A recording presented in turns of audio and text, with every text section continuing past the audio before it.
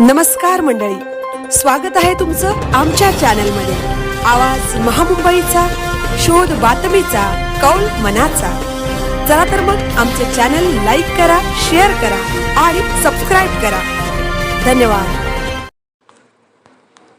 विविध मॅट्रिमोनियल साइटवर बनावट आयडी बनवून व महिलांना लग्नाचे आमिष दाखवून त्यांचे लैंगिक अत्याचार व आर्थिक फसवणूक केलेल्या नराधमास गुन्हे शाखेने केली अटक।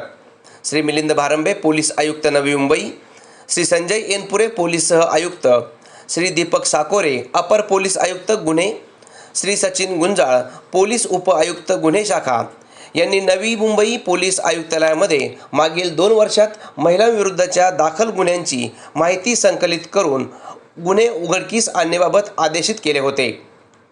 रबाळे पोलीस ठाणे गुन्हे रजिस्टर नंबर 635/2025 भारतीय न्याय संहिता कलम 69, 319(2), 318(4) या गुन्ह्यातील फिर्यादीस आरोपीने स्वप्नील वारुळे असे खोटे नाव धारण करून शादी.com या मॅट्रिमोनियल वेबसाईटवरून फिर्यादीसोबत ओळख केली।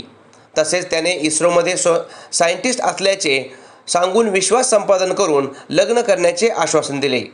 त्यानंतर त्याने शारीरिक संबंध प्रस्थापित करून फिर्यादीकडून गुजरात राज्यात जमीन खरेदी करण्यासाठी पैशांची आवश्यकता असल्याचे सांगून प्री अप्रूव्ड पर्सनल लोन घेण्यास भाग पाडल्याने दिनांक 29/8/2025 रोजी आरोपीविरुद्ध गुन्हा दाखल करण्यात आला आहे।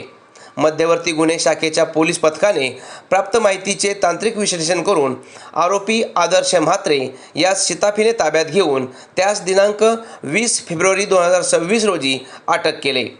गुन्ह्याचे तपासात अटक आरोपीने इस्रो सायंटिस्ट व भारत सरकारच्या PWD विभागात नोकरीस असल्याचे बनावट ओळखपत्र तयार करून स्वतःचे नावे बनावट आधार कार्ड बनवून स्वतःचे अस्तित्व लपवून महिलांची आर्थिक फसवणूक, लैंगिक अत्याचार केल्याने गुन्ह्याचे दाखल मूळ कलमात BNS कलम 336(2), 336(3), 340(1), 340(2) सह माहिती व तंत्रज्ञान अधिनियम कलम 66C, 66D अन्वये वाढ करण्यात आली आहे। त्याचप्रमाणे फिर्यादी व बळीत महिला साक्षीदार यांची फसवणूक करण्याकरिता अटक आरोपीस सहाय्य करणाऱ्या आरोपीस देखील दिनांक 26 फेब्रुवारी 2026 रोजी अटक करण्यात आली आहे।